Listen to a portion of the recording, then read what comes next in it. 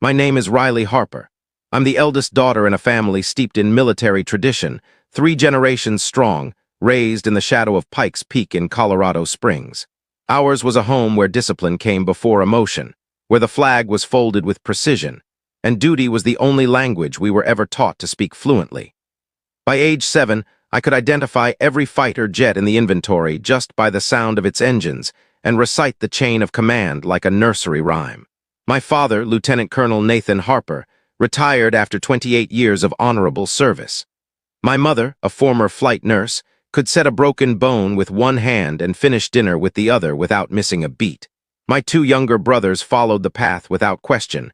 One now manages supply chains in Okinawa, the other serves in a signals intelligence unit outside Stuttgart. And then there's me, the one who vanished. At least that's the official family legend. I entered the United States Air Force Academy at 18, arrogant, frightened, and fiercely determined. I was among the minority of women in my year, carrying the Harper name like both shield and bulls. That first year broke most people in ways they couldn't name. I didn't break, I was selected.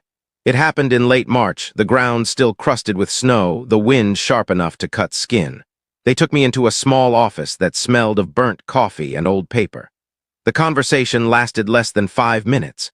They offered me immediate separation from the regular program and entry into something that lived only on servers with no names and in folders marked with codes instead of titles. A world of quiet missions, deniable operations, and decisions made in rooms without windows.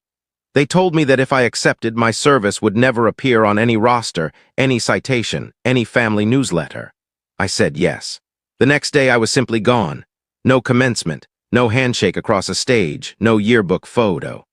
My parents received a brief, polite call from a personnel officer informing them that Cadet Harper had elected to withdraw for personal reasons. Nothing more, no appeal process, just the unspoken suggestion that their daughter had failed. They never asked me what really happened, not once. The narrative solidified quickly. Riley couldn't handle the pressure. Riley washed out. Riley quit. I let the story stand. What followed were 15 years lived in half-light. I planned operations from mud brick houses in forgotten corners of the Middle East and from frozen listening posts above the Arctic Circle.